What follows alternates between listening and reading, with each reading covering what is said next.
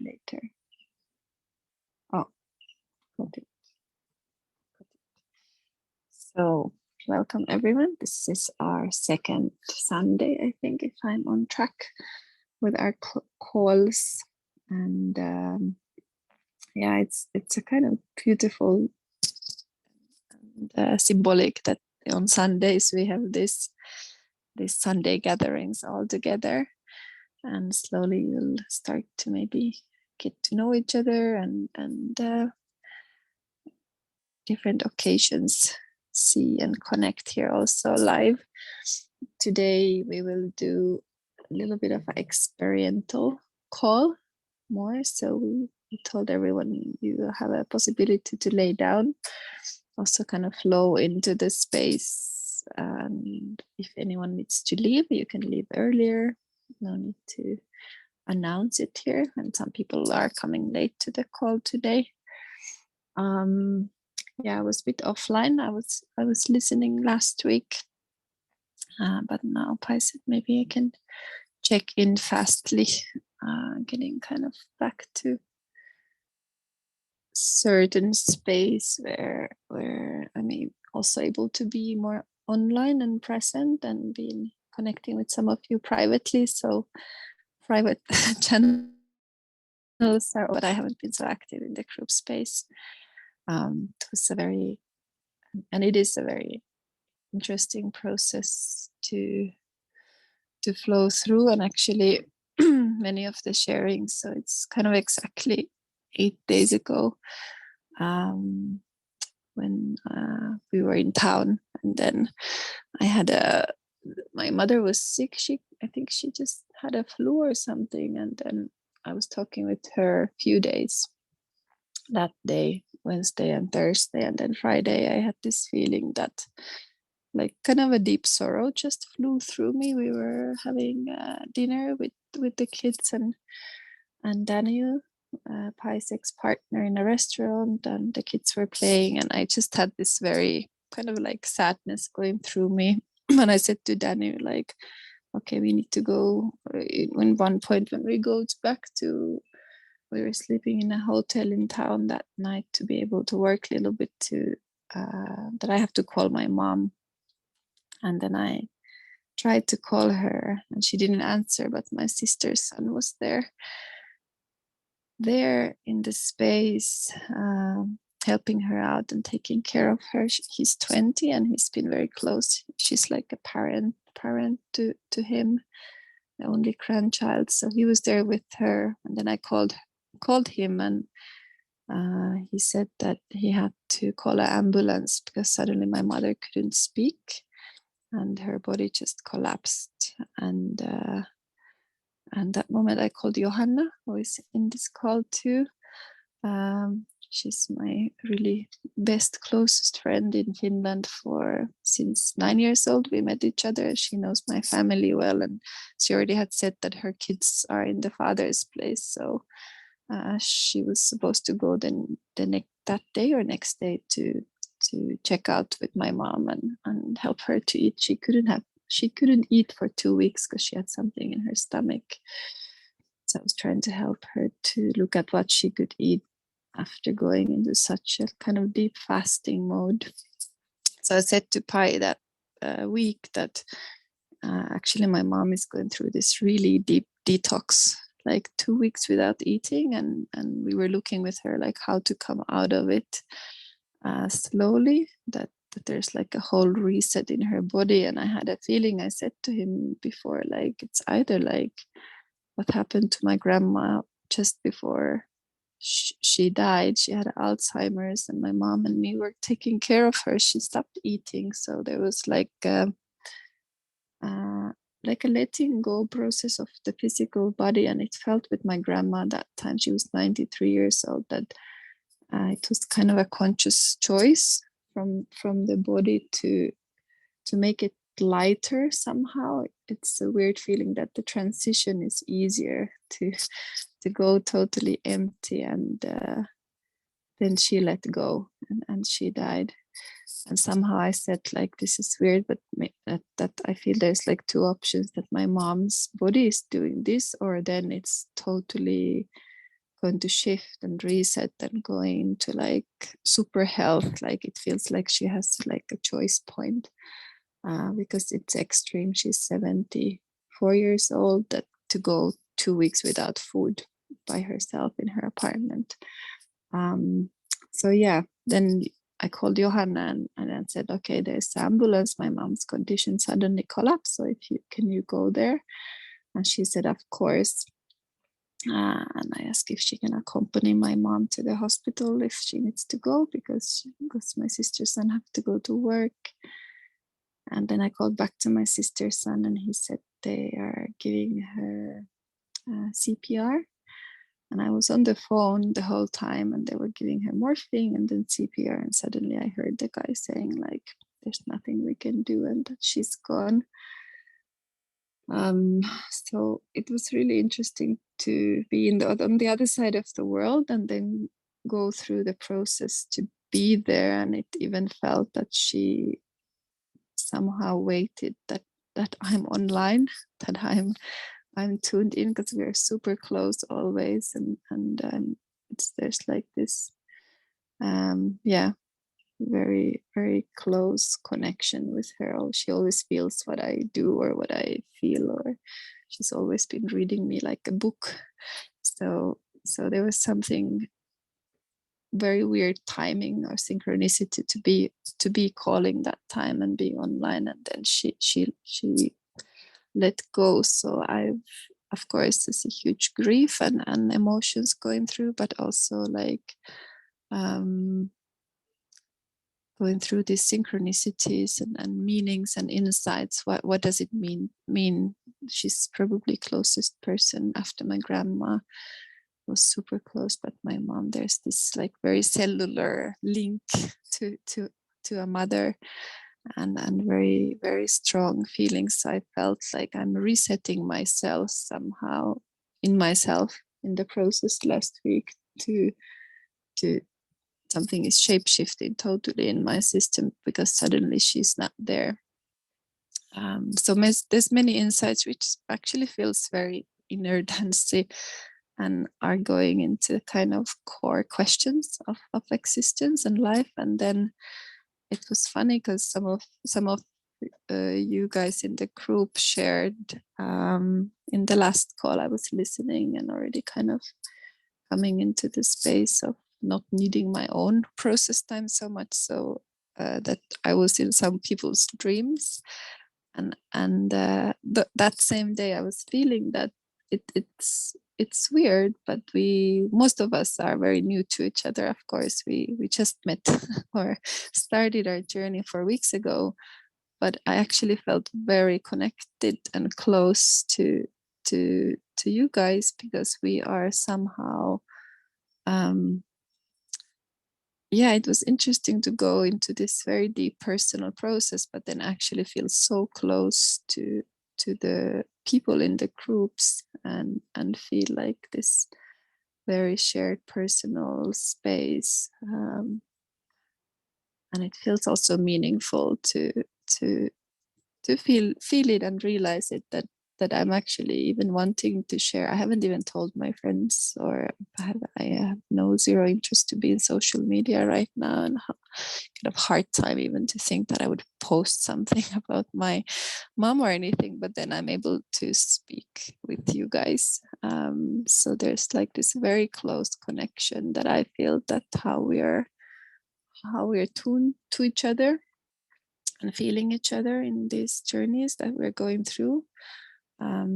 So listen to, some people had made playlists in the previous groups, the long-term groups, and I was listening to people's playlist this morning and able to paint something about the process, and it was really beautiful to just feel very, very connected. Maybe that's my current feeling now, coming to the group space again. Being like thankful of this connection that is quite rare, what we are creating through online, or being in a WhatsApp group space somehow, like feeling that there's like this current links happening all around the world. deep ones. So thank you for sharing and journeying and being in everyone's own process, but also really sharing this group journey together. It's yeah, in a moment in my life like this, when I'm processing quite a lot of themes and topics of like with the core question, like what's the point and what is a birth and a death. So yeah, maybe I want to share still about what happened. I had a feeling that when Johanna goes to see my mom, that because I'm not there, maybe she could. She's never done my mother inner dance in this way. My father has been in the session in Finland, but my mother never exactly laid down in the playlist. And I had a feeling that if Johanna could actually hold space for her and put the noise app to her and do some body work, to just see if my mom is open to that, or if she can feel connected somehow. And she's kind of in that collapse situation. And then while Johanna was in the taxi going to my mom's place, it's maybe 15-20 minutes drive in the city. My mom died during that taxi drive. So I called Johanna and said, like, okay, her heart stopped. So then she went there and she was supporting my sister's son, and she was with my mom's body there. And we talked last week, and she actually had put the noise app on the background, and then they were saying goodbye to my mom's physical body, with all the medics being there, and kind of and she shared that there's this kind of transition feeling. And we have a really good talk, because I've had this dream in Maya to have like a eco village, earth village, or a community for, because there's been a lot of gentle births, so water births. So people has come to Maya to give birth natural way and being supported, and have like an inner dance birth here. And there's been one family whose baby died, was going through that process after she was maybe 9 months old, and then some of our community dog has died and things like that. But then there's this death aspect of elderly people, and like a retirement village that I've been dreaming of, or seeing, not dreaming but more seeing visions, that what could be a world where birth is supported gently and naturally, in my world, also in inner dance way. And then how could that apply to death? And then Johanna was sharing that kind of that there's a midwife when babies are born is the right word, to the world. But there's like, she felt that she was kind of midwifing my mother, that the field was still there, even though it's kind of only the body that is left. So that's like a midwifery process also when someone dies. So it kind of brought me back to the theme that I've been dreaming of, to birth, a place to die. And even for ourselves, like what would be kind of the space and a way in a community or a world to die, where that's actually a held process, and kind of a transition that is valued or celebrated, or we kind of get ready for it. So it's been really trippy to with one of my friends in Sweden. We kind of imagine it to be like, you designed your own funeral, you plant your own garden where you can be buried, and this whole process of living in an earth village, retirement village where you are going to die, would be also like you can have certain preparations for your own life to kind of to go towards there. So it came alive this week, and I was like, okay, that's a really, like, this earth village or community, from birth to death in a community, like how would that look like? And I would want to retire into that kind of place where I can already plant some flowers, where my ashes will be buried. So kind of reminder and visioning how much as much as that is a big part and can be an inner dance process and is, then coming into this world.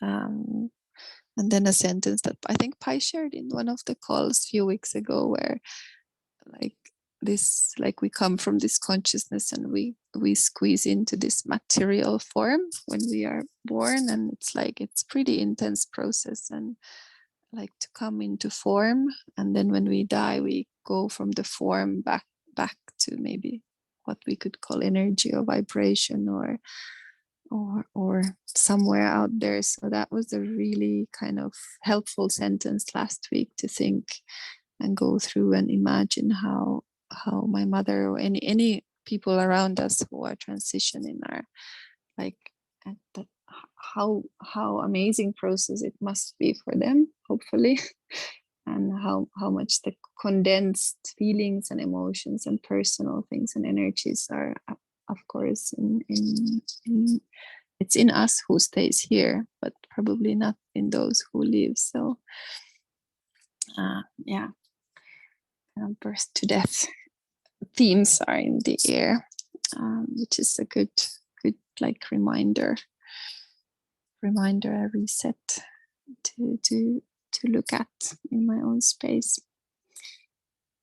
And yeah, then many of the sharings that many of you have been sharing, and the journeys and the playlist, and it's actually all linked to that. So I'm really looking forward to today's session, to share with you the space and going into the journey together and see what happens, because we don't know what we are going to do, but we're going to hold some sound today from the nighttime Palawan mountain space. So thank you for being here in the space, and I'll give to Pai.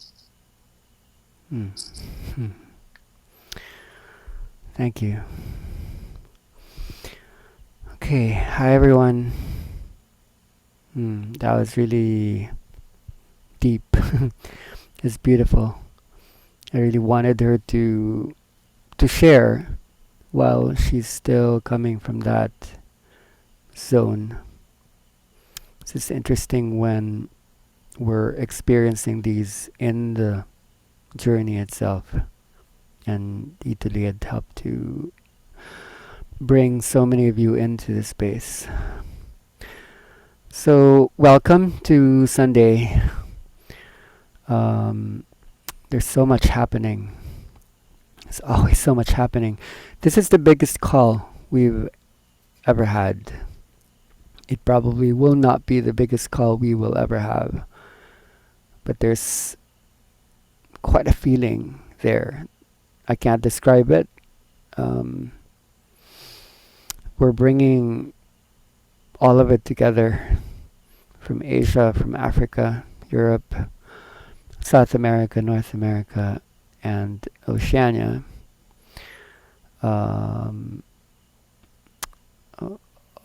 It's condensing somehow, and thus also becoming more and more clear. The more we pack in, the more somehow it becomes one. We notice patterns usually when we can see more parts. We see the whole, like, in a way. Let's go to the Prezi.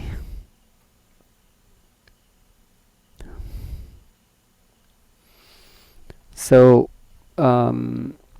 today we're gonna look at waves. I think waves have a lot to say about birth and death, and it's not always easy to see. I'm excited to go into this. When we were traveling through Europe for more than 3 months, I had a chance to go into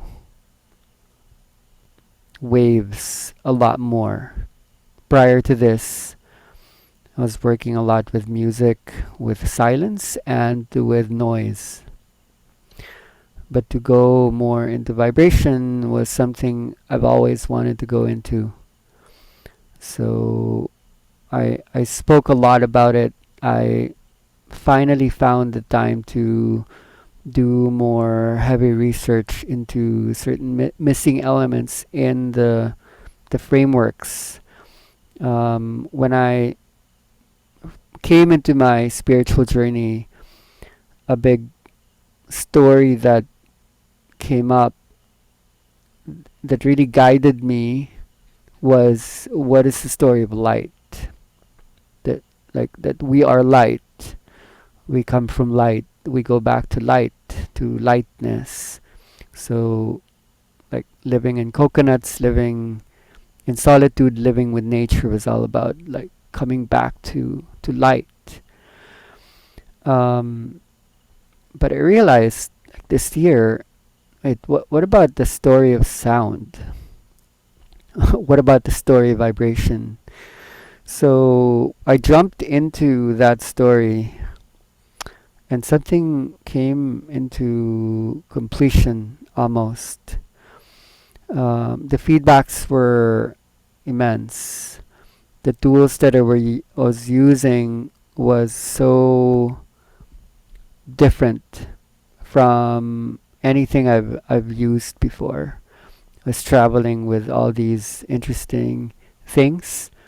That was intense. Like, we had to travel with all these really big bags filled with all kinds of instruments and tools. One of my favorite one is this really interesting tiny, like, synthesizer. It's called the Korg NTS1, and it's so small, but it had this power of bringing out these these sounds, and I was able to go into the story of, like, what is sound. We are sound, and sound is vibration. So in a way, when we die, this is where we go. Before we're born, this is where we're from. You look at the heart, or the middle of the word womb, and the word tomb. It's the same. It's the letters O M. So the heart of birth and death is actually sound. Um, so I want to look at the nature of it. Like, what are we dealing with when you work with these tools? What are they? Do we know what they are? Do we know how to work with them? What are we doing with them actually? To get to the bottom of that, we have to go to the most basic, like, most bare bones, skeletal, basic. That's almost obvious, but it, in a way, we don't know that much about the basics. We like to use these terms. Everything is vibration. Everything is, like, waves. But what does that actually mean? So to arrive at complexity, which you cannot avoid, human beings are complex, the mind is complex, the brain is complex, the earth and the universe is complex. I guess one of the things we're looking for is, like, what is a starting point? What is a good beginning? So that as I travel through many pathways, what are simple anchors? So I will offer some interesting possible origins and beginnings today, and this might be interesting for you. I'll be using some machines, but do know that you can just have these in your phones. Some are free. You don't even need to, just upload them on App Store, or I forget what the Android store is. Oh, and some, yeah, they cost money, but they're super cheap. Um, how to not always use music, but use waves. The one time I did this, in Europe where I didn't use. I actually did it twice. One was with Johanna at the cottage.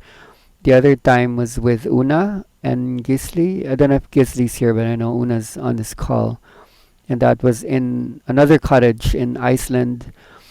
I played nothing but like waves, and the expression, and it was recorded, was just so deep, and it spoke exactly about these themes, going back to the womb and then dying and then going back to the womb, like so many times. So I need to listen to the recording once again. So it seems like there's a way to hold something so simple yet something so transcendent. It's quite exciting that we don't always need to use music. Music comes in a refined form. It brings about results, expected results, but there's something we're missing when we keep using very human centric, very anthropocentric, very cultural elements. So if we were interested in bringing people into non-human elements, which is what we are as well, especially before birth and after death, um, then this would be interesting in the long term. So take your time with what would be shared. Oh, wait, my camera got lost. Wait, this has been happening. I think I need to switch to another one. The GoPro thing has been mm, doing this like on off thing. Technical stuff. Yeah. So let. Hmm, hmm? There's no video. Okay, sorry. You're good. Okay. Now Fanny said it's good. I hope it's good.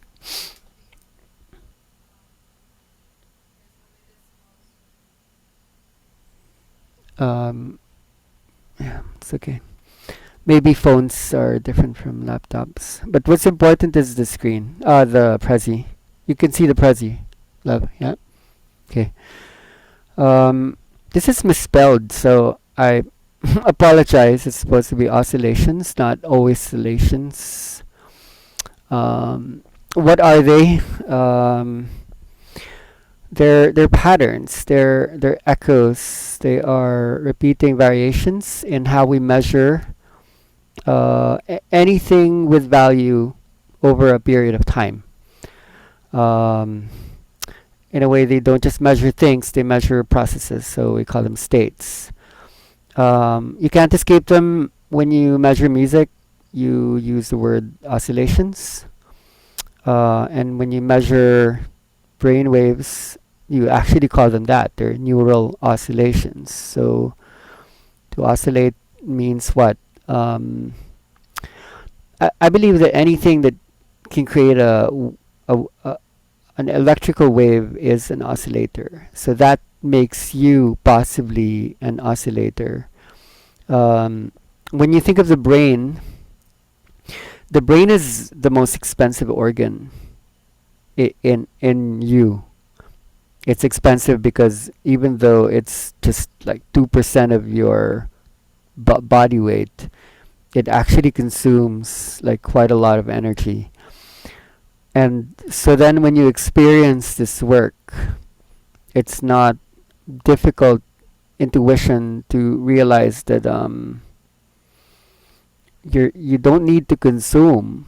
Somehow the brain could actually power up. So maybe most of science has been recording the brain to be operating at just like 20 hertz. I don't know what the measurements would be if we plugged in someone going into an inner dance process.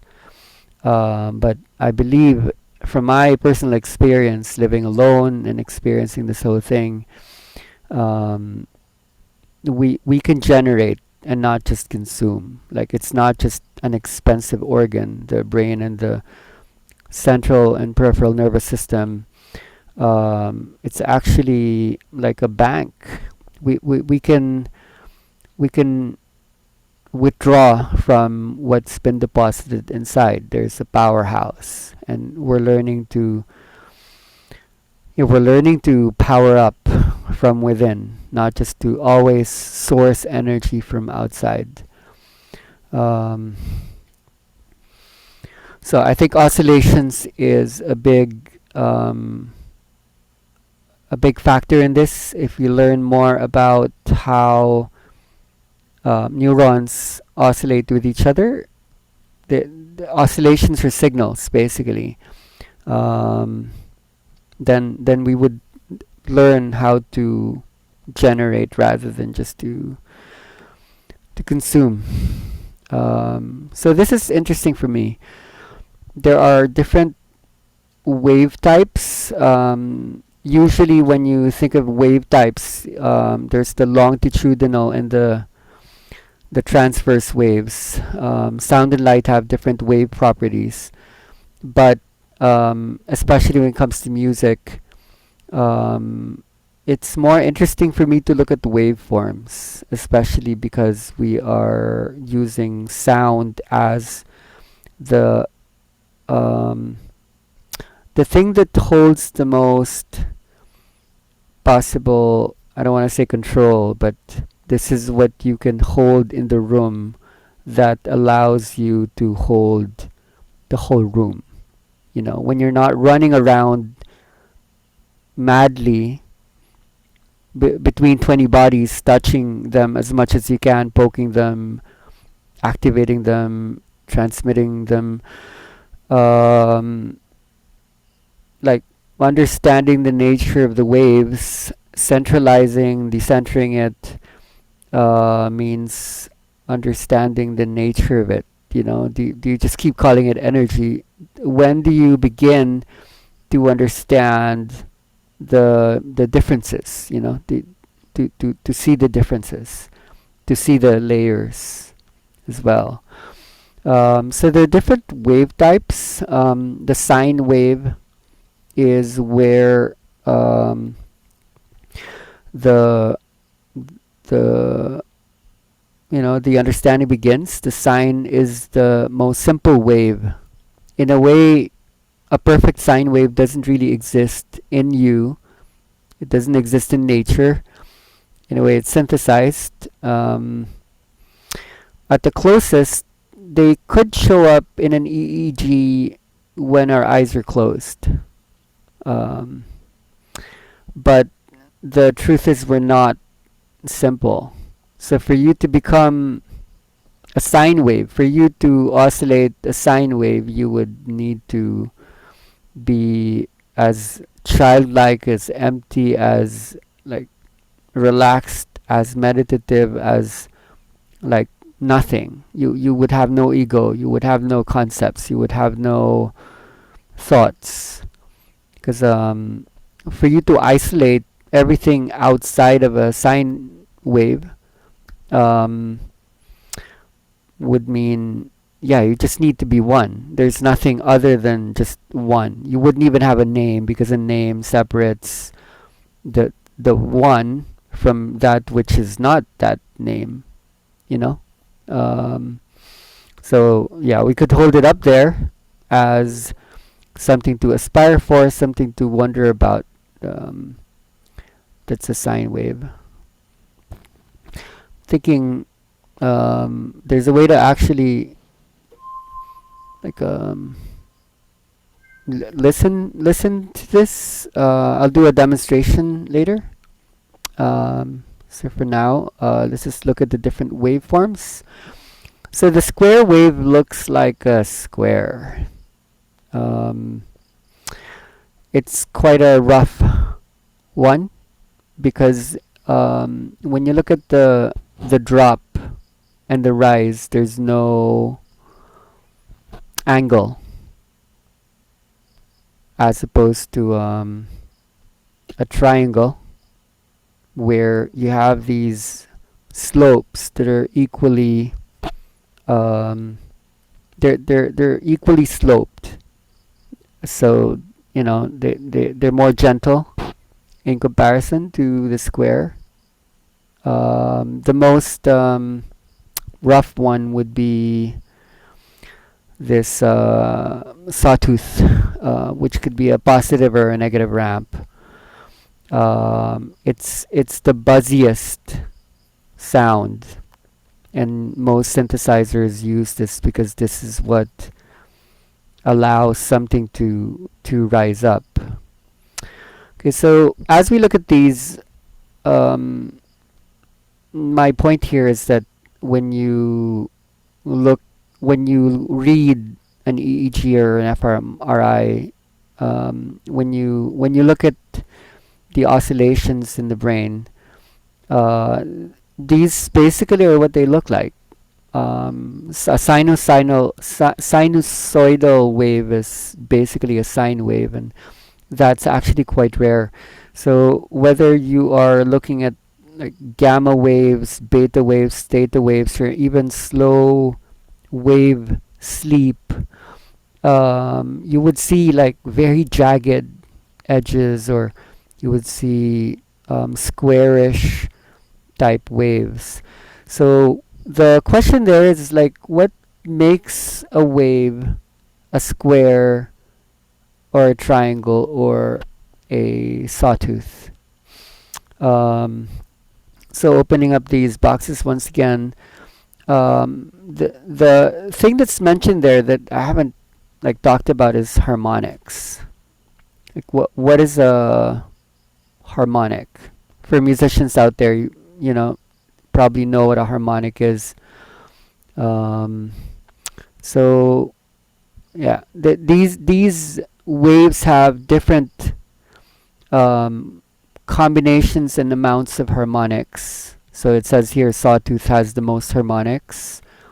Um, Sine is the absence of harmonics altogether. It has no harmonics. I think I need to. Oh no, wait! I didn't prepare the drawing board, so you're gonna have to watch me open this and clean up the last one. Um, let's make a new screen.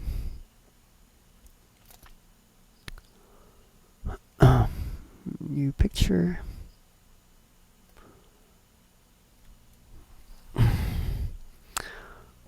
Okay, so it's not working.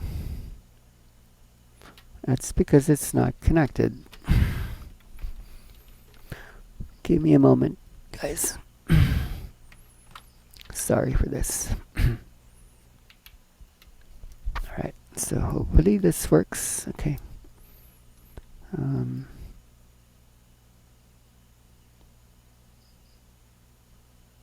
Color white. So if this is a sine wave, this is a wave that has no harmonics. So if you can imagine, let's say, a vibrating string, and you vibrated it twice faster. I don't know if I can measure this, but let's say this was vibrating twice faster than this, then this would be a harmonic for this. So the first vibrating string is what you call the fundamental. So for those who are familiar with music, the fundamental could be like the keynote or the first note in the scale. So for example, if this is in the key of C, and the fundamental would be 440 hertz, middle C, for you to come up with the second harmonic, because it's vibrating faster, 440 times 2 would be 880. So that would be the C from the second octave. And so if you vibrated that, and then there were like 3 sets of waves rather than just 2 sets, then this would be the second harmonic, and that's basically the fifth. So if you just kept going and going and going, vibrating the string again and again, um, numerous times, you would just keep adding the number of harmonics that are in a way very resonant, meaning they're not really just general like waves that bear no relationship to the original wave. When you vibrate a string, when you reach a resonance, it will always do it with a certain relationality, whether it even be like a percussive sound, or it could be like a wind instrument, a stringed instrument, or like a brass instrument.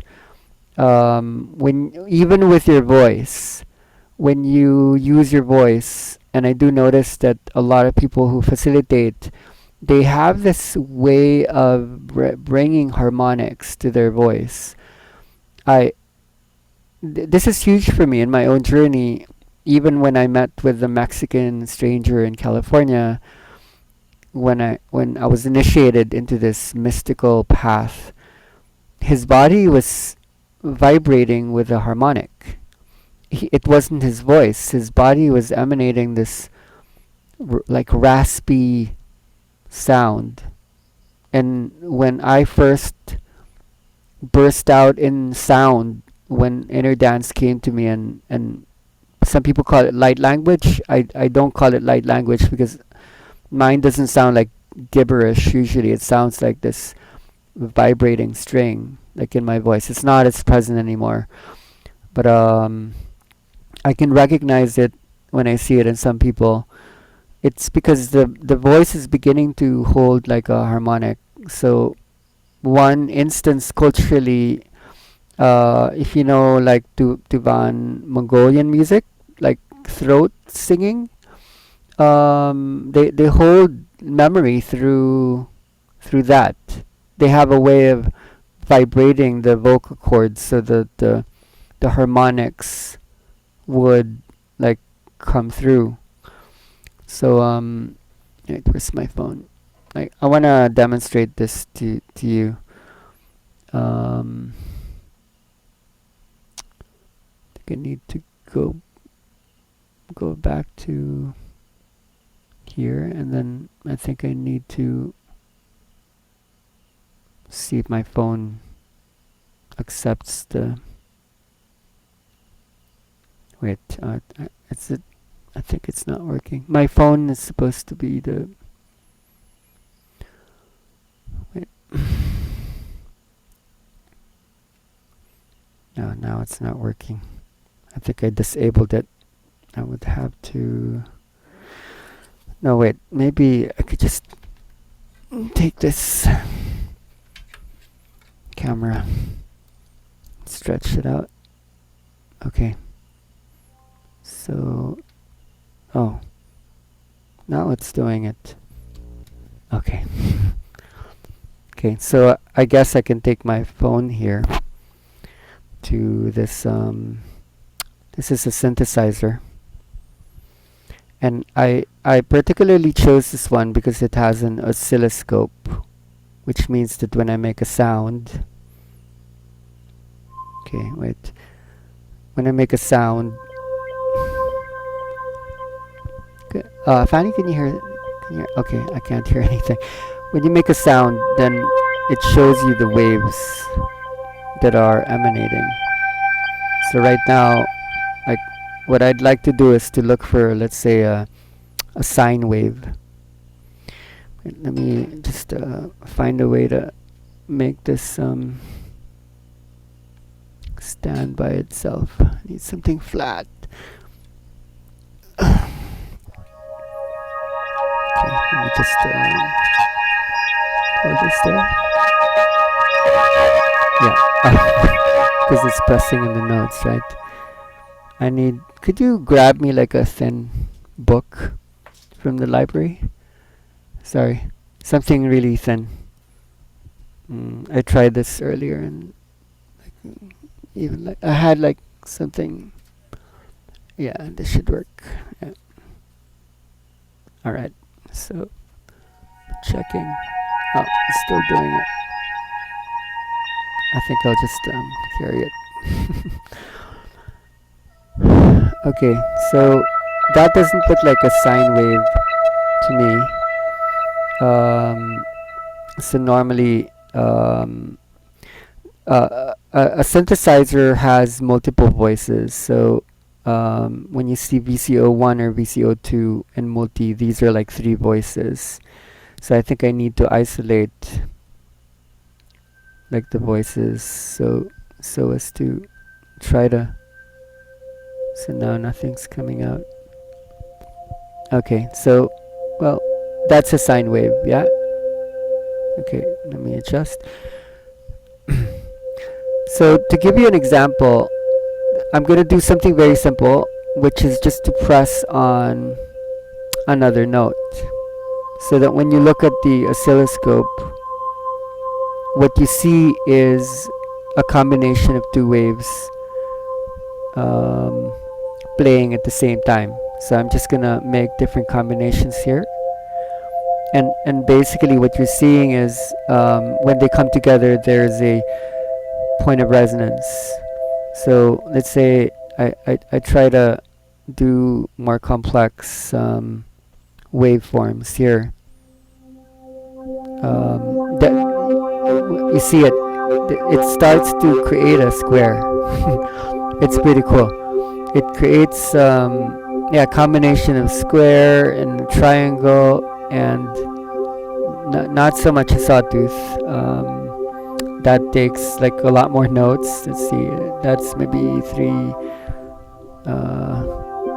Anyway, like you guys get the gist of it. Um, I need to put the other camera back. Sorry about this super clumsy experiments in real time. Back to the Prezi.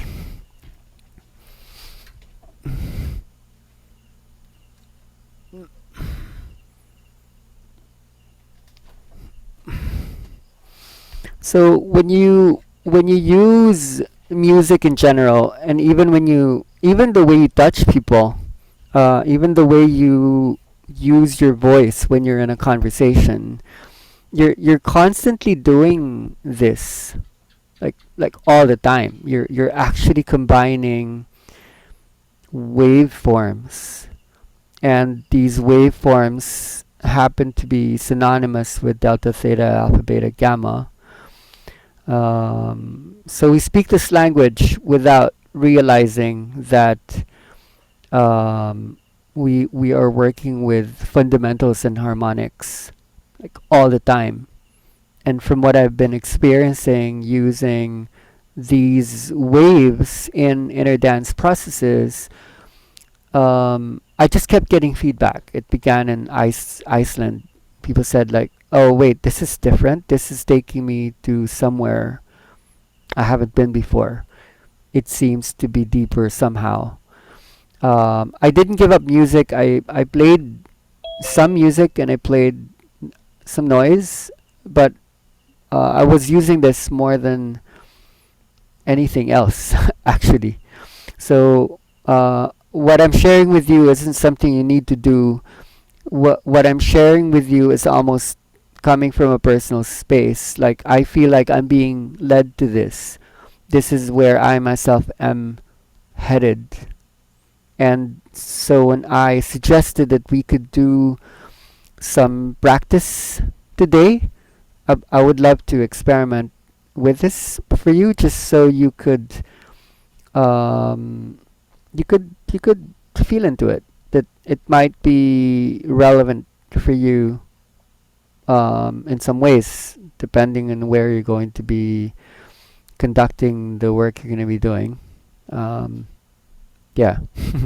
So that's why I'm presenting this. That's why we're looking at it. Oh, you don't see the Prezi. Oh, okay. You don't see the Prezi because I'm not on shared screen. I'm really glad there's people here in the room. Um, share screen. Yeah, it's quite a feat to balance all of these things all at the same time. Um, so, um, you hear these words a lot: activation, transmission. I feel there are other terms as well. I'm not against them per se. I do have my I do have um, my take, especially in the word activation and no, and both, especially transmission. Transmission for me is you know it's connotative of a very old Newtonian physics understanding of how communication works. For me, we moved into a resonance worldview through quantum physics, and so for me, it's really blurry. So I apologize. The photo is the old communication model. I think this is by Shannon and Weaver. I took this up in college when I went into marketing, where there's always a sender that sends a message through a channel that's received by a receiver. So there's a very one-way stream, a transmission, if you will, where information travels from like the source to the destination. When it comes to energy, that directionality isn't so clear.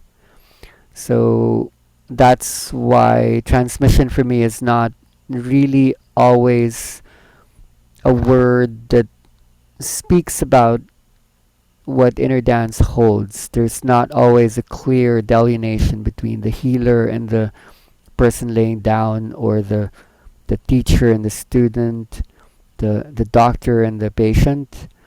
In a way, the one holding the space is just as much healed, often maybe even more so than the one or ones laying down. Um, Synchronization and resonance would be the words to come up. Coupling is something I put out there because it's coming up lately. It's something we could think about and start to mention more and more. Um, Today was really interesting. Like before going to sleep, there was this cicada that was trying to come into the bedroom, and it actually made its way in. It's just the first time I remember a cicada was able to make it into the room. We live on top of the mountain, so everything is dark. So maybe, of course, we have the solar lamps. They would come, but I don't remember the cicada ever making it through. And then when I came into the studio, I'm not sure if it's the same one. I'm pretty sure it's still here. Crickets and cicadas would have the most amazing oscillators that sync, that is being studied by scientists right now. Frogs kind of have that as well. When a cricket chirps, um, all of the crickets around that one insect is going to naturally couple, naturally synchronize automatically without, it just happens almost simultaneously. There's something in their nervous systems, their membranes, that are so highly sensitive to the outside world and to the members of their own species, that they just naturally resonate. Um, so we could think about that, that this belongs to the natural world. Um, I guess a lot of you are familiar with um, that 1600th experiment by this Dutch scientist Huygens, who he got sick. Basically, it wasn't actually an experiment in the beginning. He noticed that the clocks kept syncing with each other or synchronizing with each other, and he would put in more clocks. He would try to desynchronize several, but he was shocked that it was only a matter of time. They always kept syncing or synchronizing with each other. So what is that, right? It's like how does that actually work? Um, so I think this is mysterious, and when you do this thing that we do, you cannot not synchronize. You cannot not resonate. Um, so within your brain, these synchronizations are happening like all the time, and so especially when you study the this explosion of energy, like the way the body moves, the emotions, the I'm not going to mention the K word today, but when this phenomenon happens, when all those phenomenons take place, when the seizure like thing takes place, even in epilepsy, the terminology they use is there is a synchronization of neurons all of a sudden that take place. So neurons have the ability, like crickets and cicadas, to oscillate with each other. In fact, oscillations are the way in which neurons are able to communicate with each other over long distances. It doesn't seem like there's distance here, but because the network is so complex, they need to have a certain mechanism that allows them to coordinate across, quadrillions of possible connections. And oscillations is that. That's why we oscillate. That's why we have these oscillatory canonical oscillations is what we might call them, the delta, theta, alpha, beta, gamma, mu, SMR, and high oscillating frequencies, without which we probably would not have this ability to coordinate the trillions of cells that comprises you. Even since the very beginning of your conception, oscillations is probably embedded in neurogenesis. Um, so one way this happens is low frequency oscillations modulates faster ones, and I'm glad I was able to draw out the concept of harmonics with you for us to understand that slow oscillations actually help to balance out the faster ones. This is one way we can understand the relationality between slow and fast and all the other polarities that we are looking at, from the sympathetic to the parasympathetic, stimulants and depressants, um, you know. So yeah, I think that's really just interesting to look at in the long term. Like brain coupling or neural coupling is another interesting term, and this would hold more of the social dimension of resonance. It seems that scientists are finding out that for us to learn to communicate, there is actually this need to oscillate or resonate with what we're listening to, which is the sound that's emanating from the speaker. If you don't couple, if you don't do that, you wouldn't understand any of the sounds, the spoken words that are being generated by what you're hearing. So as soon as you hear these sounds that are being generated by this thing, this person, this mom, this dad, this brother, this sister, um, what that means is your brain has to become that which you're hearing. That's resonance, right? Like every time you have an understanding, it's because you are vibrating exactly in the same, not exactly, but somewhat in the same manner as the person that you're listening to. You become them. You have to become them. When you're holding other bodies, you would realize there is very little energy that they would experience if you're not becoming them. You literally need to listen as you speak. You need to move only as you're like feeling, without that connection, without that instantaneous resonance point, not a transmission. A transmission is like, this is coming from me going to you. Resonance is instantaneous. It's like this simultaneous thing happening exactly at the same time. Um, so I think those are just two really interesting concepts to look at in terms of how we are oscillators. We're not becoming oscillators. We are like cicadas. We are like crickets somehow. Um, oh, I'm done with that. Oh, I thought I made some more extra things.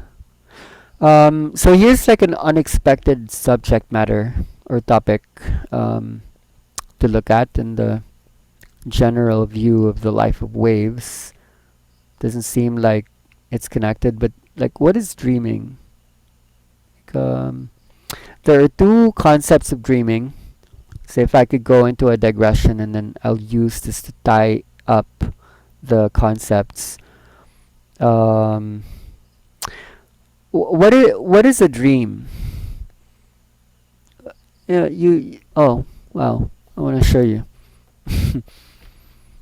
That's the cicada. Wait, can you see it?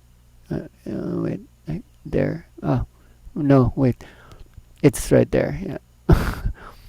So it's oscillating with us. Very interesting. Hmm. So what is a dream? I believe that dreaming possibly holds the answer to learning to generate power. Like, not so for me, dreams aren't as important as the act of dreaming itself. The dream and the dreaming is somehow more important than the dream itself, the dreamer and the dreaming. It's like the process and the structure, the event. Like, how are we even doing it? Dreams themselves are so transitory, so what you saw would not be the same at all the next time you go to sleep. So, the thing is, for a really long time, dreams for philosophers and scientists or deep thinkers were pretty much the same. Dreams are basically conscious experiences we're having while we're sleeping, and when we wake up, we would talk about it. We would, what's a good word? We would grab, no, we would retrieve this thing that was happening while we're sleeping.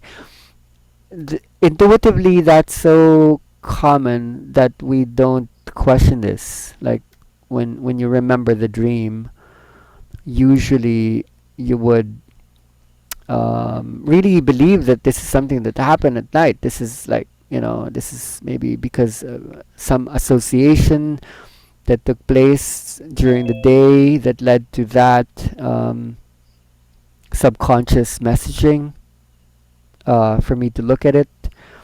Um, this is not the only possible interpretation. In fact, in inner dance, you could hold possibly like this interpretation or the other interpretation. I've been interested in this for a long time, and I feel this holds a lot of possible keys, a lot of possible um, wisdom points to explain inner dance. Because when you go into the inner dance process, you sometimes would see like a linear narrative, like a story, like a point by point, one at a time.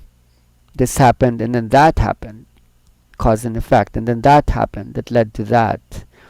Um, but very often, many, if not most, inner dance experiences, they're not that.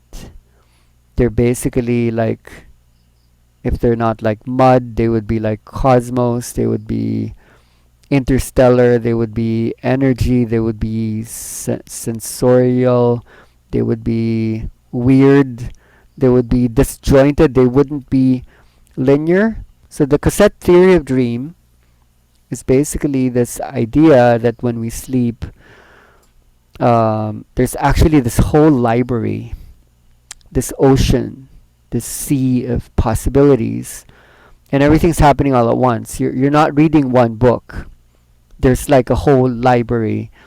The man who came up with the cassette theory of dream, his name's Daniel Dennett, and he was the man who wrote the seminal essay Our Dreams Experiences.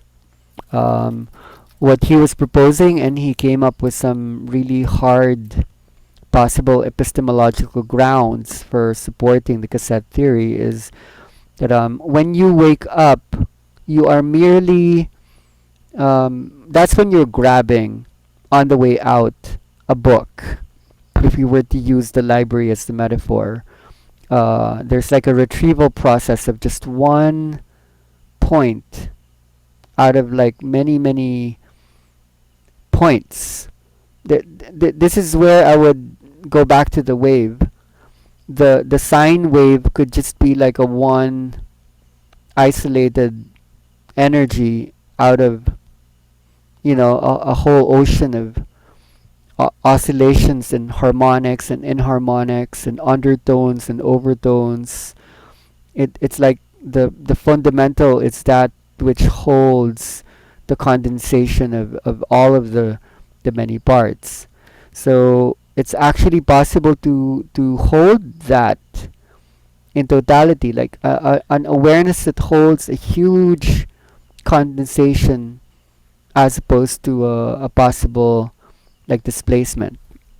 If Freud wrote the book, The Interpretation of Dreams, he did give like a pretty interesting theory that's still rooted in like space and time. Keep coming back to this again and again. That explains two types of dreams. He describes one dream type to be called condensation, and then the other dream type would be displacement.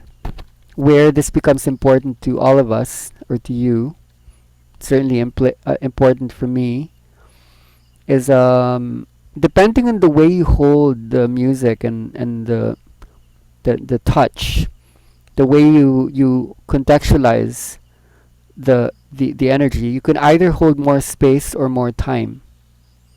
So displacement in psychology, in Freud and some others, um, goes into like the pushing away of meaning. Like that's what time does. It's like you never really arrive in the present moment because the present moment is always dying, even as it's being born.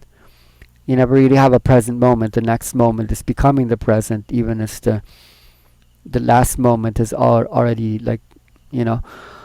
So displacement is a quality of time where the more, even in language, sometimes the more you try to get to the bottom of the meaning, you're actually pushing the meaning away.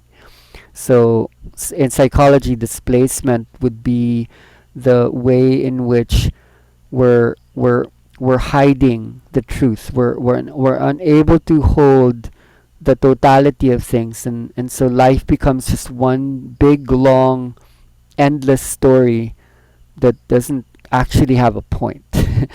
It just keeps going on through association, like through causality, like one thing keeps leading to another. Um, so when Freud then studied dreams, he then noticed that there are certain types of dreams where one dream follows another, displacing each other. So each dream would be complete unto themselves, but in displacement, it's very hard to arrive at a sum or totality of the parts. So in a way, displacement is connotative to avoidance, to escape mechanisms, to not wanting to see the larger truth, the big picture. Um, and condensation is the opposite of that. Condensation would be like the ability to see like all of the possibilities like all at the same time, not just here in the present, but like scattered through subconscious or unconscious space, that isn't just this sorry, it's not just this time based like pushing away, meaning always into the forward arrow of time. um, So, inner dance experiences are very much these two. There could be more, but sometimes people would describe having have gone into like a one scene, just like in the condensed dream, there would just be this one space, and you don't leave that space. You're in that room. It's one situation. One thing doesn't lead to another, and you have this ability to see a lot in one moment. It could be through like a word, a concept, an image. Normally we do not um, dream through words, but some people actually do.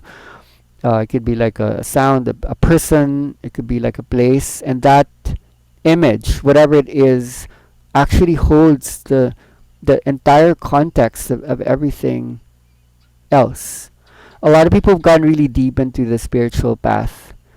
Some people they do it through psychedelics. Some people they experience it in inner dance. They don't do it through psychedelics. Some people experience it through a spontaneous spiritual awakening. Some people have a near death. They they I've heard it so many times. Like people would see like a one image, and then they would they would explain that I can explain the totality of the universe and my all my story through this one thing, as if everything had just one story. Everything is all connected, nothing is separate, there is no separation. That, I think, is what um, Freud means about dream condensation.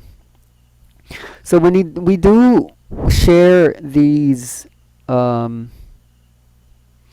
elements of playlisting with you, try not to see them in a literal way. When you go into the process of selection, we were going into this, going into YouTube or whatever, finding your own, finding the vibratory elements that will comprise um, your work, the heart of your work, the vastness of your work. For you to be able to do that, you need access to space. And something happens to the mind of anyone who starts to organize a library in concert with the library of Earth, or of the universe. Um, something would happen to you before you go into combination, which is where displacement happens in time. Something happens to the mind, like a deeper trance takes place um, when we are able to go into space in that way, so that each vibration, each word, each song element, each image actually holds like everything else.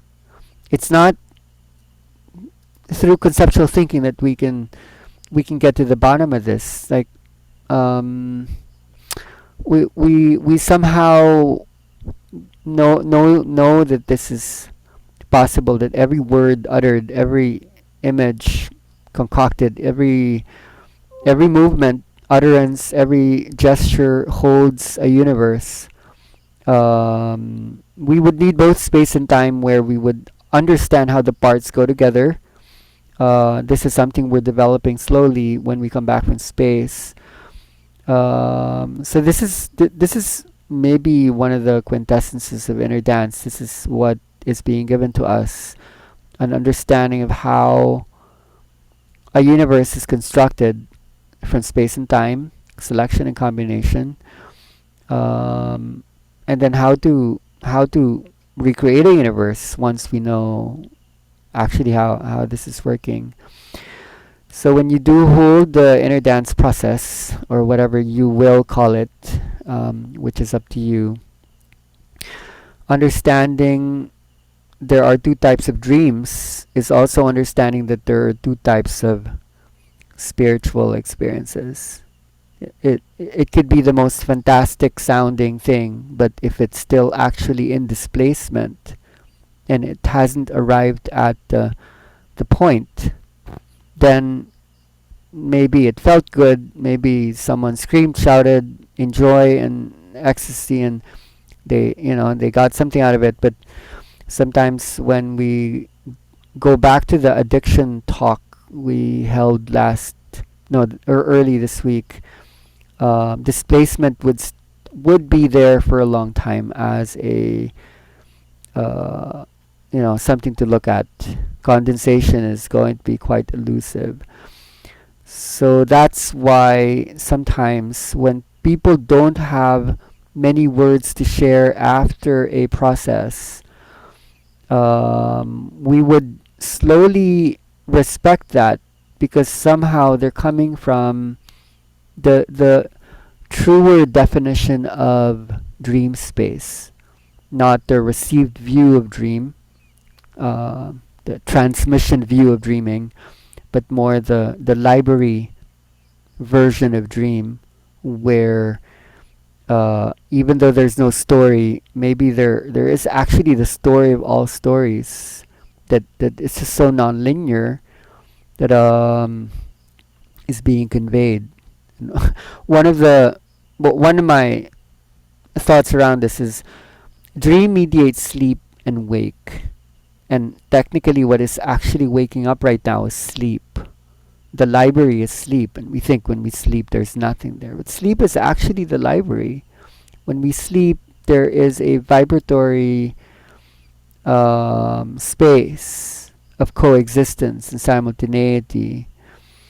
And sometimes we're very often trying to go back to wake, which is connotative of trying to go back to the linear time, trying to grasp like certain situations, story elements.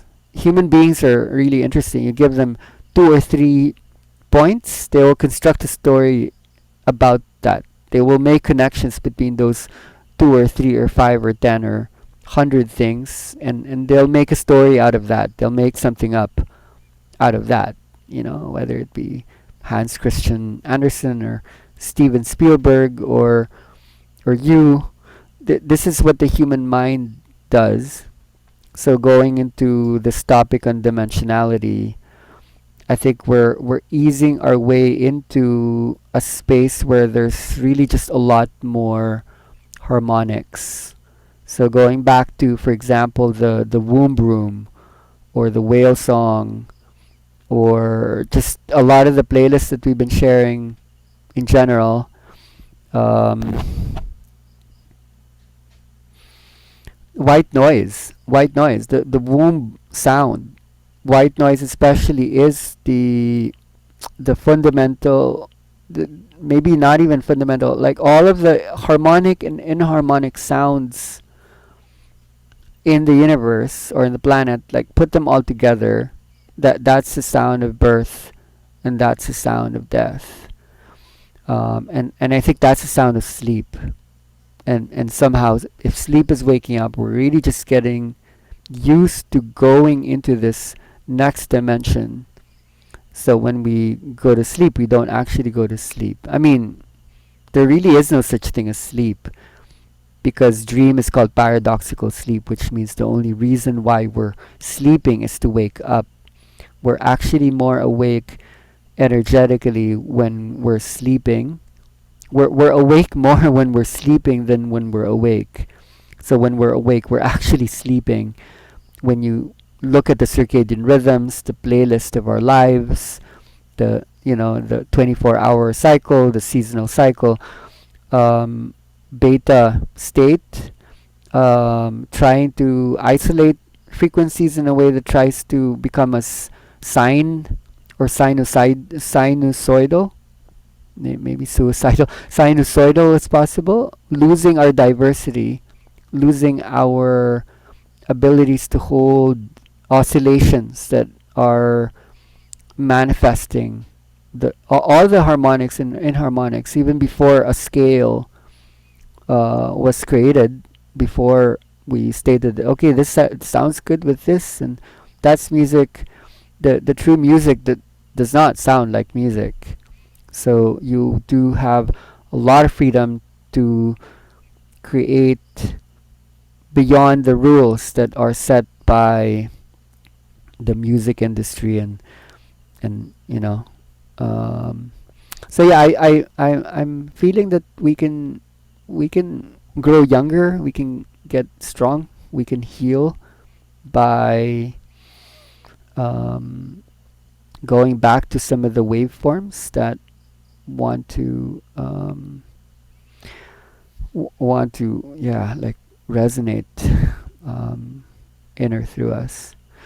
So it's a Sunday call. I'm not going to speak so much. I'm taking this opportunity to share with the Studios Mundos group what I was up to when I was traveling through Europe this year, that I haven't really had a chance to share. These are topics I've always wanted to go into, but in a way, we need certain conditions to go this basic and this simple, and I lacked the tools. I had to wait until I could find the tools that I really really wanted.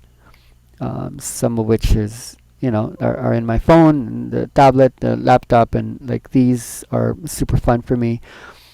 And for the inner intensive folks, I'm really glad that like we can start our explorations into sound, not having to dive into complexity, but finding a really good like starting point, theoretically, so that when we're practicing, we are guided by effective theory that's guided by effective philosophy. Okay, so maybe you could open the space in case there are some questions or insights, maybe not that much, so that we could still go into the experience of these waveforms, just in case there are any. Before we go into laying down, we could take a break as well. Okay, does anyone I have? have a question. Ah, okay, that sounds like Isabel. Yeah. uh, uh, well, I've never heard the harmonics, the Mongolian. I will. But is it like an echo, or is it related to an echo? The harmonics? Not not exactly, because an echo repeats the exact sound.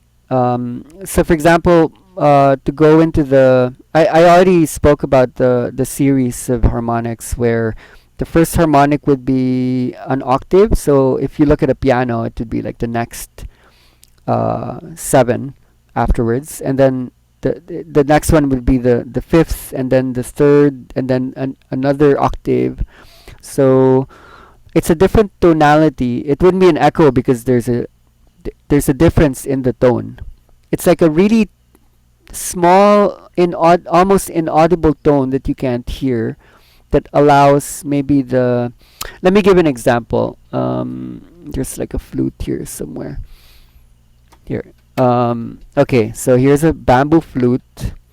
Let me make like a fundamental note. That's pretty smooth.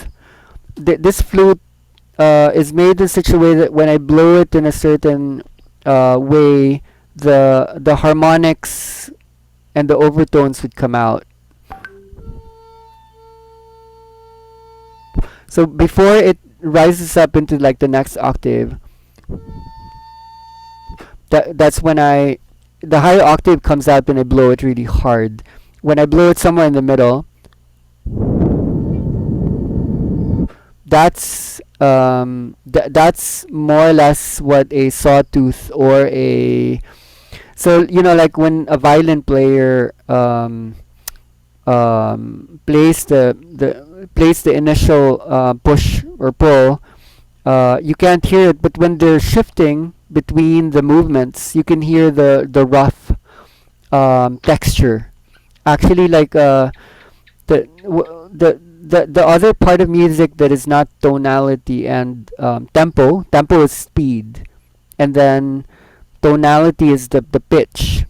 The when you combine those together, you have texture, because you have like tempo within the tone itself. That's like the texture. So when you have like a combination of many notes within one seeming note, that's like a waveform that is not a sine wave. So it's not exactly an echo. It could be understood maybe in a way, but not exactly. Okay, thank you. Mm. Anyone else has anything interesting? Okay, Oscar raised his hand. Hi everyone. Well, I would like to say something if I understand it properly and maybe receiving some. So what I'm understanding is that when we are working um, Mm. with music, we are in the global heritage of Mm. impressions, informations, culture, Mm. memory. But in the jumping, you are doing into letting go aspect of music and this language of communication and going to I can knowing the hear you. weight, which is also the music in itself of the spheres. So we are understanding how to manipulate, how to comprehend a comprehensive way. So this jump from music to wave is also allowing to deconstructing more deeply inside the bodies because there's not permeated by cultural civilization or time, very little time frame of space and time that is the life on Earth. So going to waves and vibratory fields is really bringing to the really ancient times of these bodies and allowing to writing with the right with a more deep sense of consciousness, vibration, and being close to light through the path of the sound. Uh, I want to understand if I am Totally. Yeah. understanding this process itself. Yeah. Like there's no after what you said, there's nothing for me to say. That's like a total encapsulation of like what this is. It's totally supportive. It's yeah, it's condensing like what this means. Totally. Like that this is our culture technically, that we're vibrations, and somehow human beings are remembering itself. So I believe that human beings should go into a school of vibrations. We need to understand ourselves as that. So as an entry point to the theory of music, the theory of sound and vibrations is actually quite important to put with it, because when you look at music just as music itself, even you as a musician, it's bound by these rules, by these conditions, especially not even just based on what's right and wrong. What's even more of a challenge is aesthetics. what is beautiful and what is not. And who is to know what is beautiful and what is not? You go to a different uh, part in history or geography, geographic point, and you don't know what's beautiful anymore because people. I don't like that because it doesn't sound like music to me. So there's some universality that we can approach, and even just looking at this room right now, that's consisting of many people from around the world. We're bound to meet somewhere. So I think why not hold the objectivity of vibration? Because we could keep going into the psychological, to the nature of the problems, but were we to really embody this work, if we're gonna have a starting point, we need to understand what we're doing. You know, like it's so hard to get away from emotions and problems. But if we really see that this is doing something, then this starts somewhere, right? So yeah, totally. Let's it's exciting. It's super exciting. Maybe one more, if any. Okay. So maybe not. Okay, so why don't we then take a short break? Let's make it about 5 minutes for those who are going to lay down. I don't think you need to lay down for those who even just want to observe studio space. I can try to position the mic and then put on the, or maybe I can use not the mic, the camera. I could use one of the other accounts, whether it be Italy's or Fanny's, to so that I could put on my screen so that people could see what I'm doing with Ableton. For those who are interested in that. But this would be an opportunity for some people to experience the waves. So if this is interesting for you, just prepare like a sacred space in your home. I don't know if you're home. Hopefully you're at home. Um, it's 2:38, so we started at 1. Could be about 45 minutes at the longest. We could maybe host a few feedbacks from the experience, and the rest who will not have the time to share. That's what the channels are for. Okay, so it's 2:39. Let's maybe meet at 2:45. If you need to go to the bathroom or have a drink of water, then yeah, see you soon.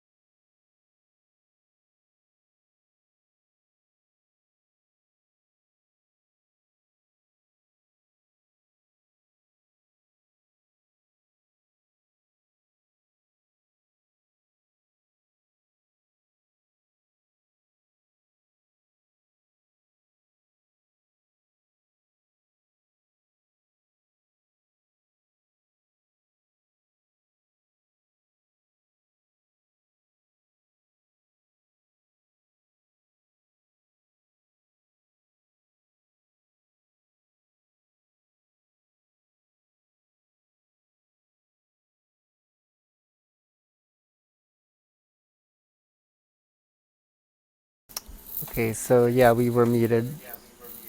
Maybe you need to mute this, Fanny. Both of you can't have sound. It's like, all right. So we're gonna start soon. For those who are in study mode, um, mm, Fanny's phone is also on. So um, yeah, you can yeah press on her phone if in case you wanted to see what's happening in the room. For those who are laying down, then just find your space, and in a moment we will just start. Have a good journey, everyone.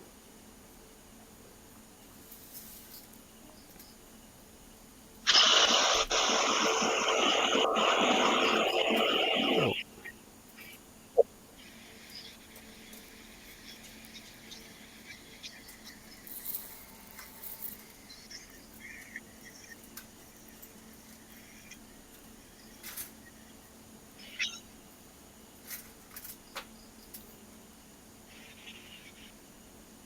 okay.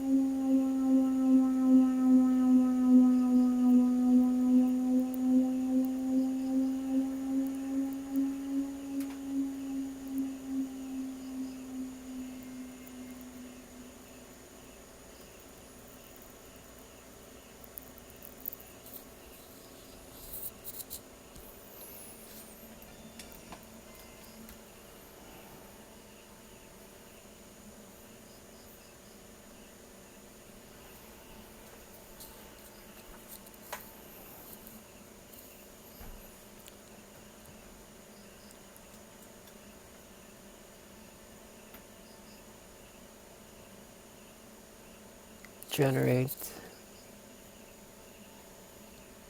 from source.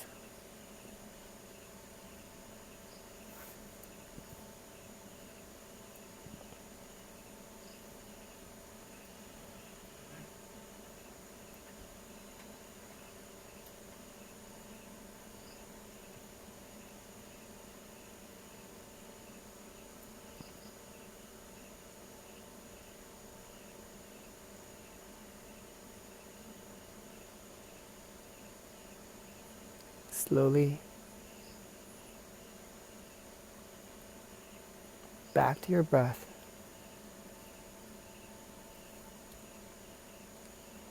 And when you're ready, open your eyes. Back to the circle.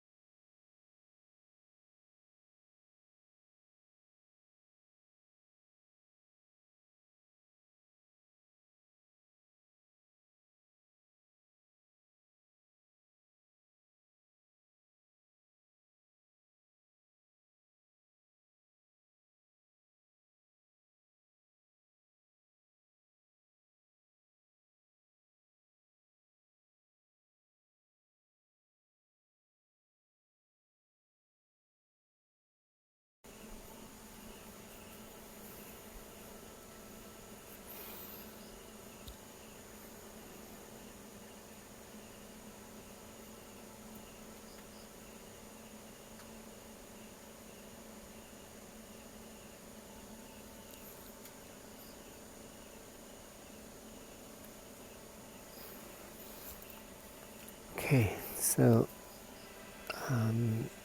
if some of you are back, well, most of you, I hope, we could spend about 30 minutes doing a sharing.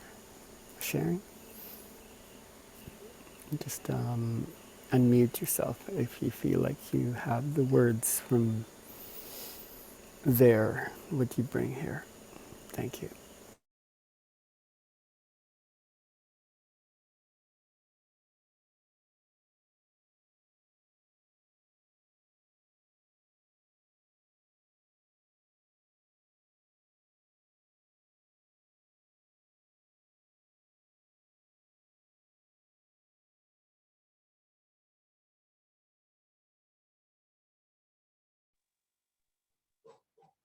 Hi, bye. I was in a study mode, so I wasn't laid down. I wanted to observe you. I just want to ask you, so you were using launch key synthesizer, and I can see what was on your left side on the computer. There was like a launch pad you were using also. Yes. There. This one in my left is a MIDI controller. It's actually a keyboard that a musician gave me as a gift, and I realized I could use it as a way to control Ableton. And this one is not a MIDI controller, it's a standalone synthesizer, so it doesn't have anything to do with the sounds that are coming from Ableton. It's not like Launch Key in that way. They do two different Okay. things. Can I ask you another question? How you slowing down Mm. the sound on Ableton? Okay. So because we're in study mode, we would look at that. So when you look at the cursor, um, I can make this go up and I can make it go down. So when you open preferences, this is my audio interface. So when you go to this, then all of the things that I've plugged into my computer, I can decide what to sync or to synchronize. So outside of my computer, it's my audio interface that connects to all the machines. So when I slow this down or make this go fast, this is basically called the master. So you would need like a master to guide all of the other elements so that they would follow the clock or the speed, which is actually the oscillations. And Thank you. what is amazing about this that we really do want to share that's exciting is we weren't able to do it today. But when you see this button here, link, if I press that, then all of the apps in our phones and in our tablets and even in other laptops would follow this clock. So there could be as many as 2 or 3 people in the room. If they all have apps that have link, and most of the best music apps actually in the world have link, even if they were via Bluetooth, they would all follow the same speed. So um, all of this is new. In fact, they weren't existing before. So an entire team could, in fact, like hold the whole room if they wanted to, and they don't need Ableton to be even able to do that. This is what we are going to share with the intensive, and the studio knows a lot about some of these apps already. But, a lot of what we can do can be really, really simplified, and then these new advances are, yeah. So I hope that answers your question about the synchronization option. Let me see. Thank you. Yeah, just to show you how it works. When you look at this particular machine, it says sync in and out. So there are these cables that connect to everything so that they all follow the same clock. Most standalone synthesizers have that. So that's one of the first things that you would study, how to synchronize the oscillations so that when you make changes in one thing, it looks complicated what I'm doing, but it's actually quite simple. I just had to keep learning what each thing did, and a lot of the sounds that are possible, I don't even know what might come out. There's a lot of accidents that could happen, and I like accidents. So it's the clock that allows them all to happen at the same time. Thank you. Okay.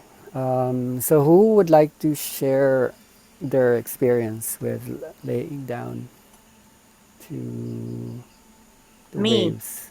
Okay, who is that? Hi, I'm Melba. Melba. Mm.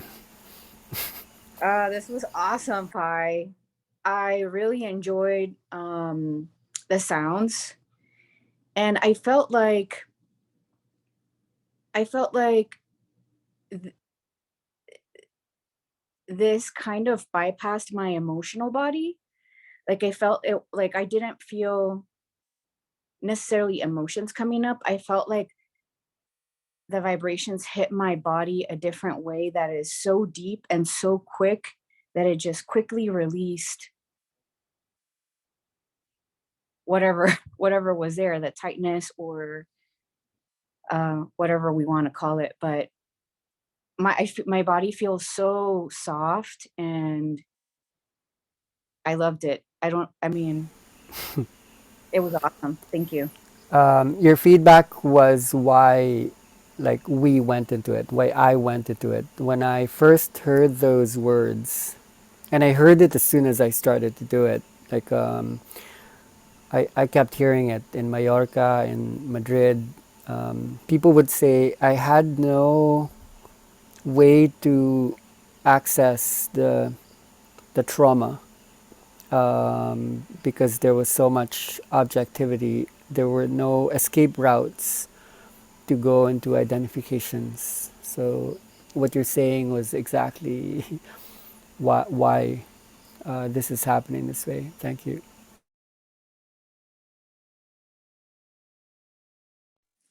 Hi everyone, it's Caro. I just wanted to share kind of the same thing as Melba. Yeah, it's your name. I really went into the relaxation mode straight, and I was like my brain was like no, I don't know if it was the oscillation, but I was into it, like hypnotized, you know. So I was really relaxed the whole thing. I went in the dream state really quickly. Got some dreams coming up and no dreams, and I went nowhere. But I was conscious, aware the whole time, and got some movement in my left arm, like, but felt really like slight, like really really light. So really loved it too. So thank you. Mhm. Merci. Hi, I want to share. It was super interesting, intense in everything. I mean, um, one thing that happened was that I was following with the tongue, the making with the tongue one of the sounds that was there. Other times I wanted to kind of complete with another sound, and I was touching my palate as if it were a dome, and in the palate there were like points that would create sounds that would join the whole sound thing that was going on. Like there was something in the mouth that really had to do with it and would accompany what was there. And at one point, one sound was so intense and continuous, and that it was kind of a trigger. So in my head, I used a mantra to put it into the sound, and then because I really want to be initiated into mantra. I mean, really want to initiate my really know what mantra is really. So I brought one mantra, which was Sitaram, Sitaram, Sitaram, Sitaram, Hanuman, Hanuman, Hanuman, Sitaram, Sitaram, Hanuman, Hanuman, Hanuman, Sitaram, Sitaram, Sitaram. And at the end, it kind of came in that Sitaram, Hanuman is the same. I mean, it's the same, like this harmonic thing that is the same, but in a different whatever. So I was like going back forth with one another, and then it changed to another intensity, and I used another name of which to go through all this, and then it was like, okay, everything has the same meaning, everything is this mantra that I'm everything. So it I don't know whatever. And when well, at what point um I felt a lot of a huge block that was on my chest, in the upper part of the chest, and in the throat. And I mean, I felt, no, I didn't feel it. I saw it. And that was it. And it was super interesting. I mean, it was wild beyond belief, very enjoyable. Thank you very much. Thank you.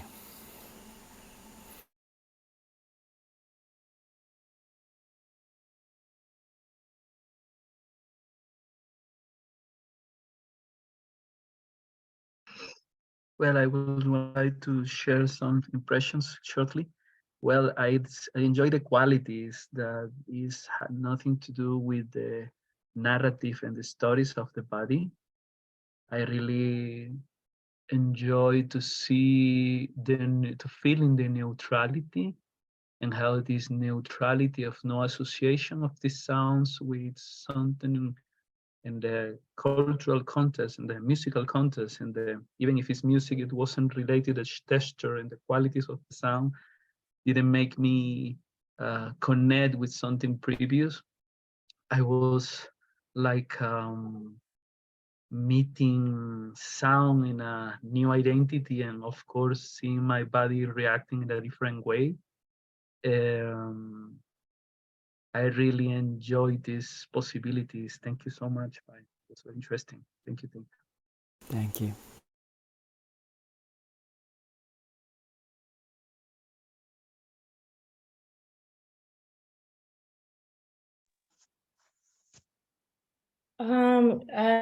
This is Katia. I want to share. This is the beginning was a little bit of uncomfortable because weird.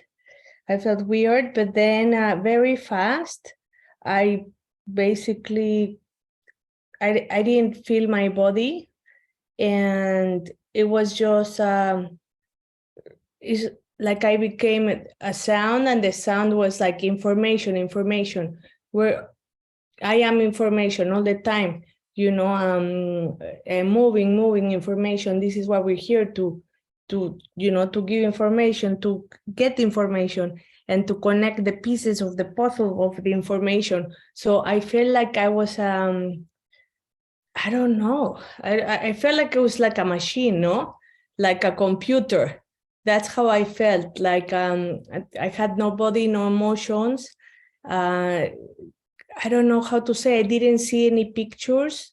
I didn't see any visualizations, but I got the message, the information. I don't know how to explain. Very interesting and very intense. Thank you. Okay. Gra and Susanna have their hands raised.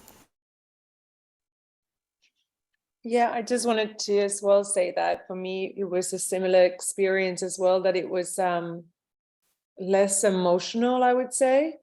My body was still moving similarly than before, but my mind was a bit resistant because it was craving for more familiar sounds, for calmer sounds. But that was definitely more from my mind wanting something that it wasn't getting from the sounds and the noise. But there was one point sort of towards the end, but I wouldn't be able to tell what was going on in the sounds, where my eyes started really vibrating so fast that I couldn't blink fast enough, that my body wanted to do it. And there was a lot of movement in my head, and then all of a sudden my chin just got pinned into my chest, and I was just stuck there for a little while. And with that came this amazing, super blissful feeling.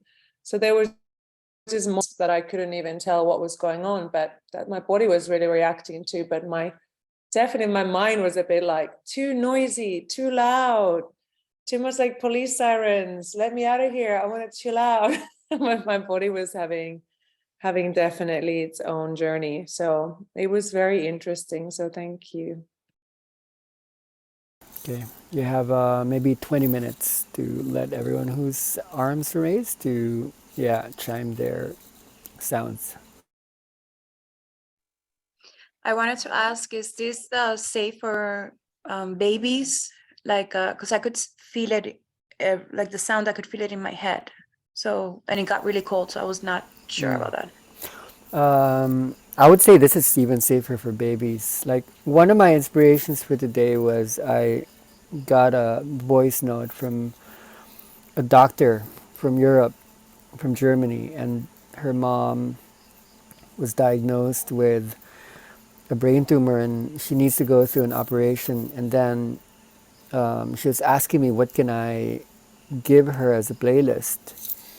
And for me, I'm gonna make maybe like a 3 hour track that is just the most neurodiverse. I'm not gonna say wild, but there are really weird pattern breakers within Ableton that I've been studying for a few weeks now that takes rhythm and probability into the improbable, and it's like beyond anything I might be able to do on my own. So my intuition is that that would be what this grandmother would actually need, not familiar tones, but so I feel like this is approaching the the most synchronous thing ever. So that's actually my next playlist project.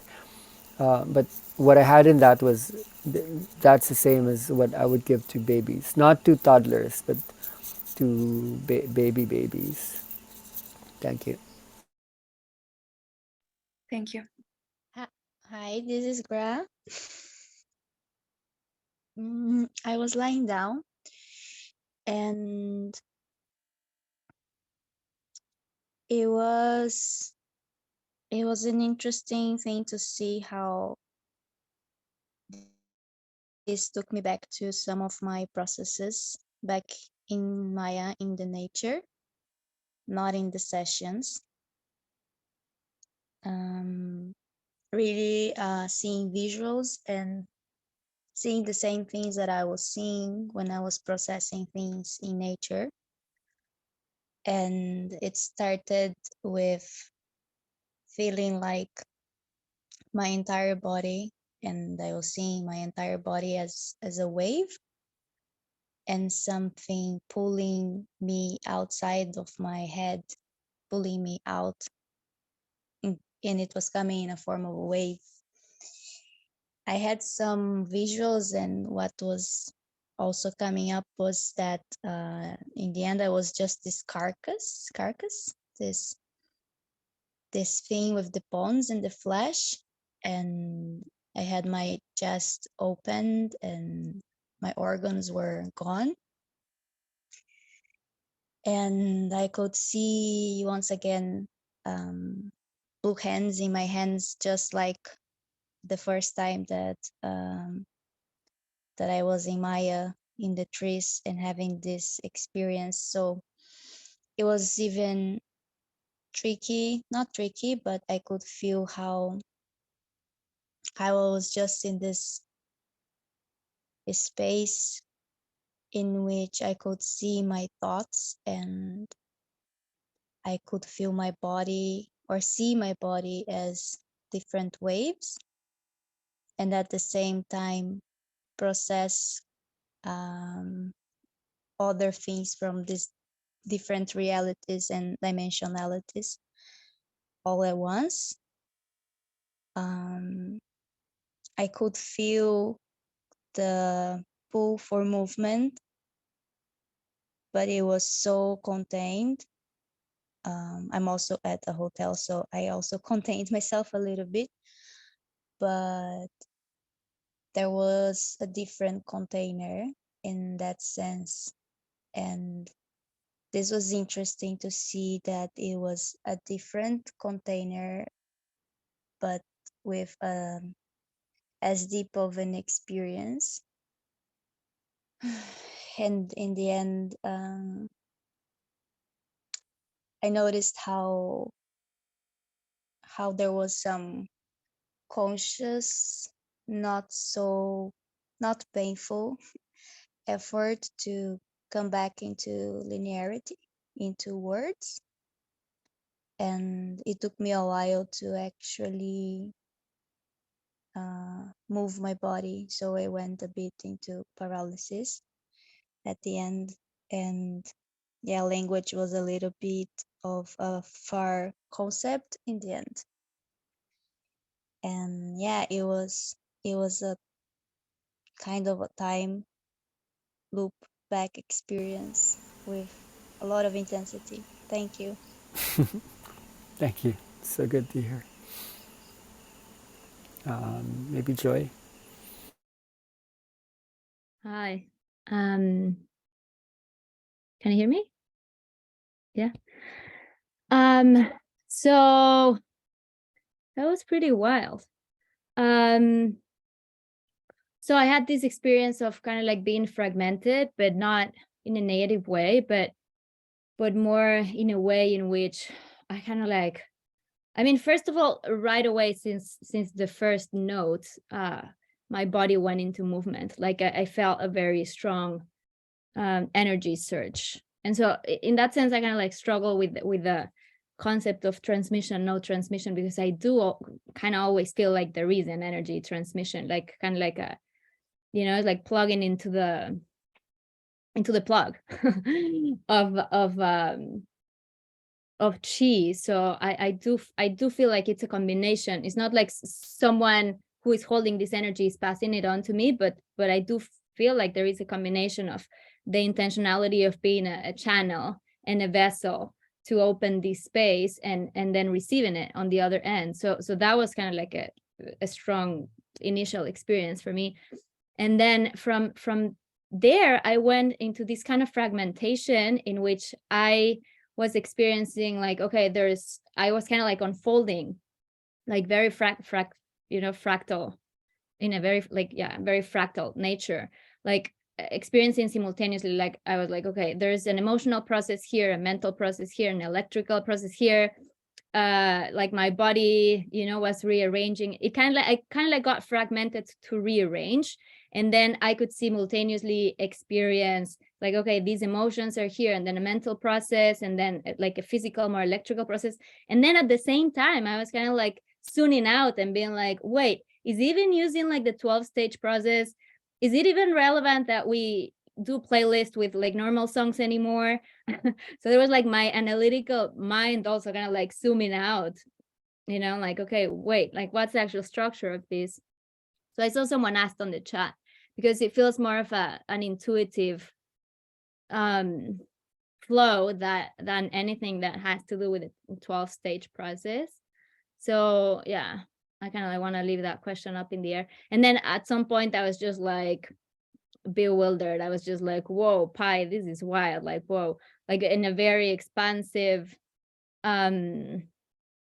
just spacey, kind of like deep into the pineal gland, I feel like, sort of kind of thing.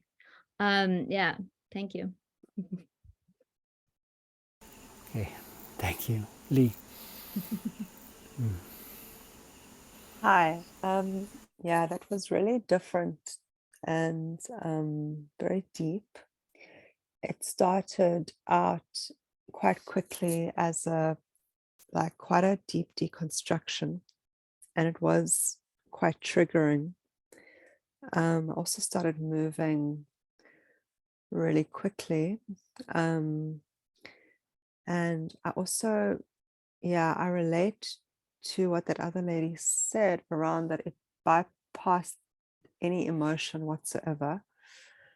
I felt like it started, like the journey, it felt like it was a journey from separation into oneness. So it felt like there were lots of fragments and parts, and it just, I couldn't grasp anything for more than 1 second for there to be something else that would just step in. So it was, yeah, the sounds were really allowed me to to let go deeply. I had very strange visions.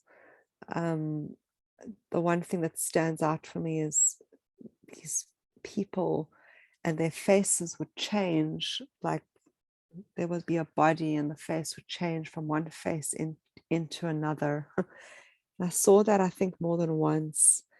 And yeah, at some point towards the last part, it felt like I went into this like circle that felt like a still point where my body just stopped moving. And I don't know if I fell asleep or if I just went really deep, because I don't remember anything after that until I heard your voice to tell us to come back. Yeah, and I can feel an incredible reset. And there was definitely, I think the one thing that was quite interesting is the very quick sense of purging or very quick release right at the beginning, as opposed to, for that to take some time for it to happen. It was very immediate. Yeah, that's me. Okay, thank you. Yella will be the last.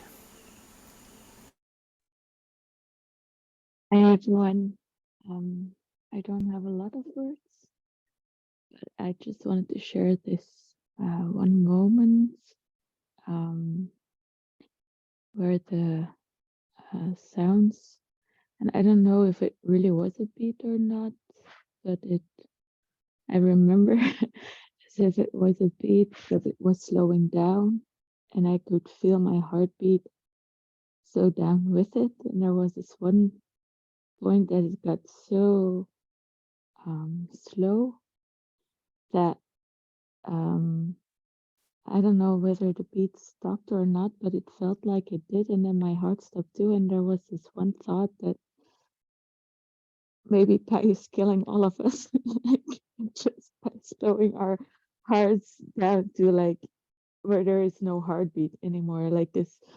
So I don't know if I sound very stupid or not, but I had this thought that okay, everyone's gonna die right now. And then there was a different sound coming. I don't remember what it was, but then it was like my heart could beat again.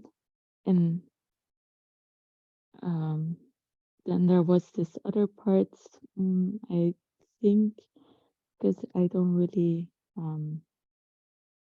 can put time in it, but I think it was more towards the end that I just wanted to disappear. Like I turned around, got into fetus pose and like took my blanket all over me.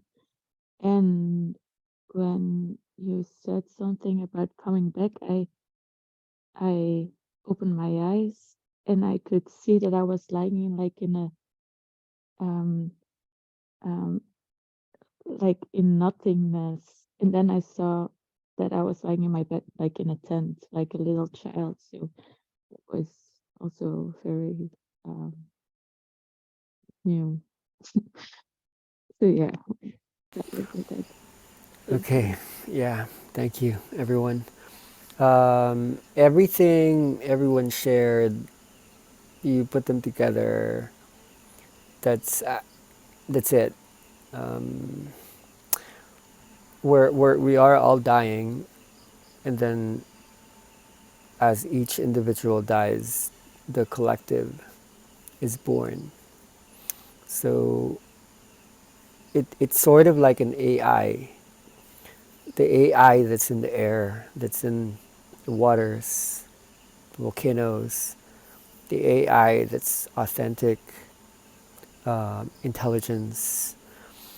Um, a lot of this is about reaching a point of integration, not the kind of integration that's the completion, but how do we process all of these memories, all of these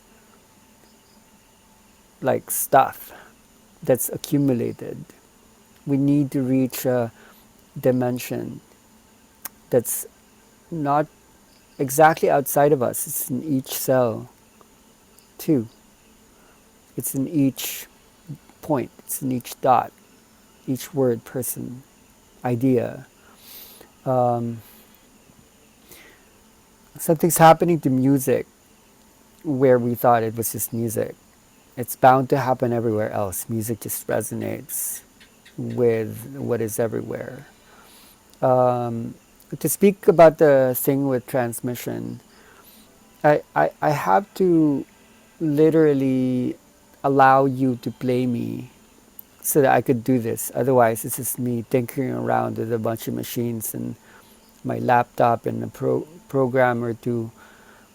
I don't know what I'm doing because I've never really done this. I've done a whole bunch of separate things, but today what I did, that's the first time I actually did it. And it came together in a way that didn't sound annoying. Because before, when I would do it, in the last days, weeks, even months, I've been in Ableton like for a long time. I haven't actually touched it so much. I was in Logic Pro. Um, a long time ago, I felt like I wasn't in integrity when I'm holding like inner dance, considering what I have to do with it.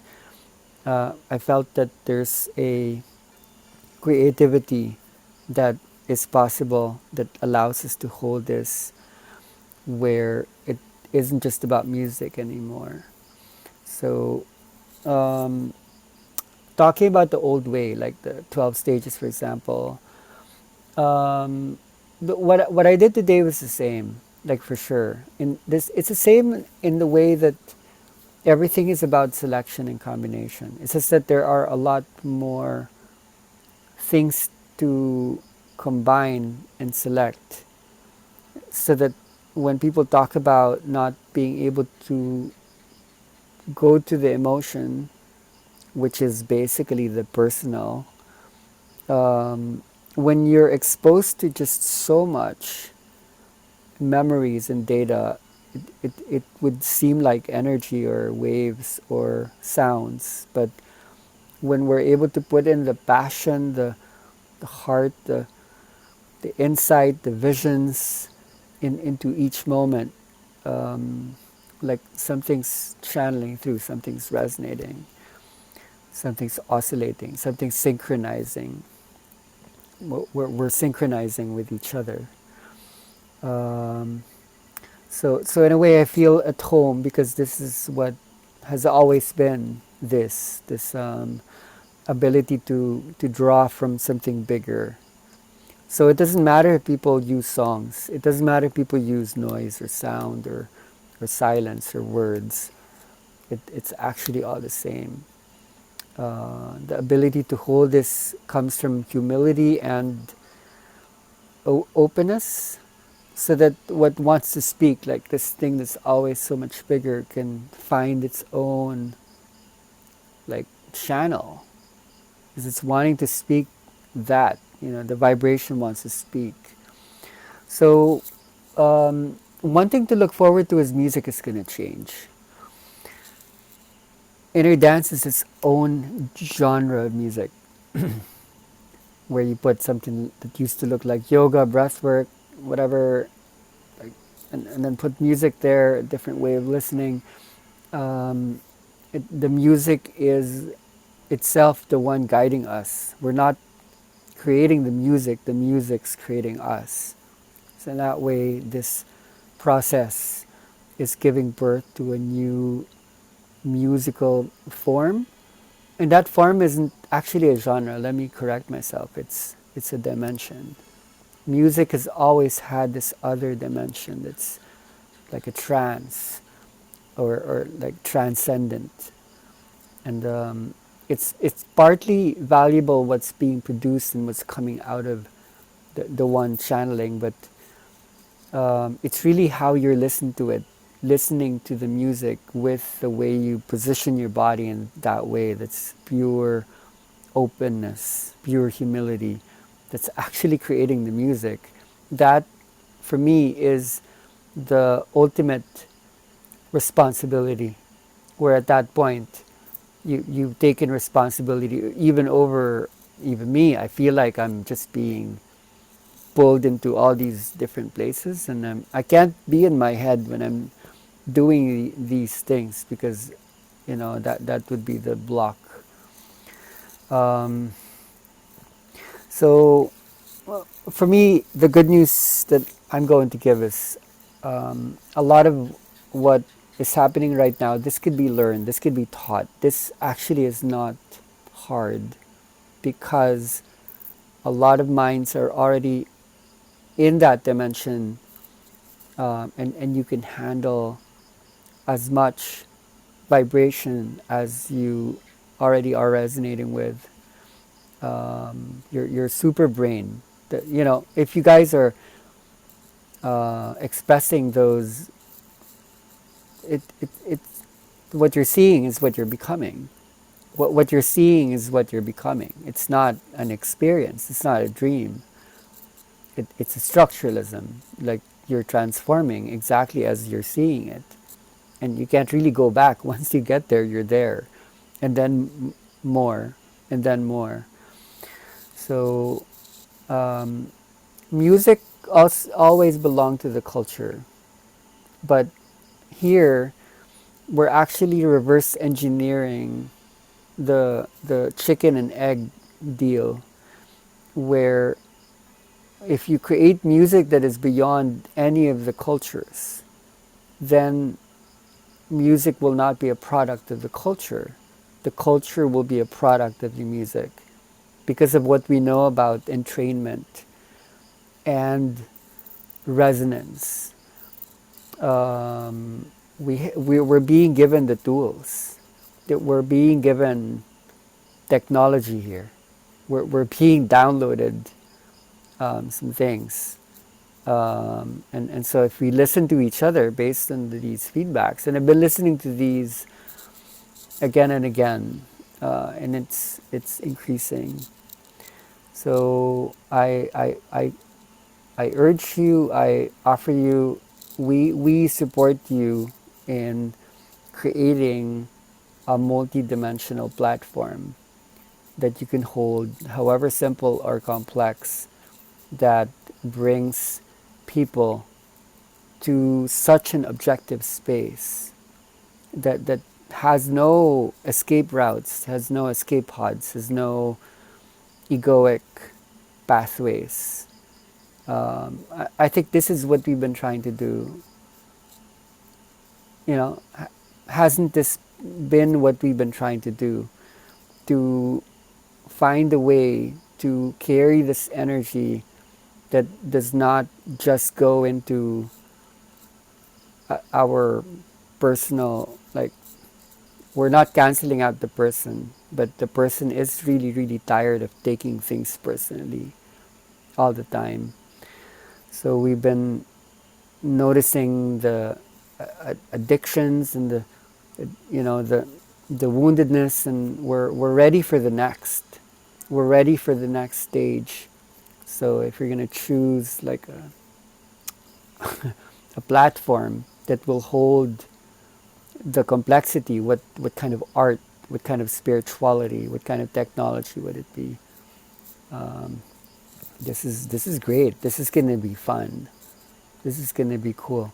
So don't be excited, and don't be overwhelmed. We're gonna take this slowly, and everything that is being demonstrated can be shared and explained. There is a reason why the fast and the slow, the many and the one, are happening in this way. So keep the sharings going in our respective groups, and we look forward to laying down, experiencing, transforming, but also rolling up our sleeves and getting to work. So maybe you can unmute yourselves, and we can close today's amazing Sunday call. Thank you, everyone. Thank you so much. Thank you. Yeah, so Thank amazing. you. So Thank much. you. Thank you. Thank See you. Thank Bye. you. Thank you. See you soon. Gracias. Besitos.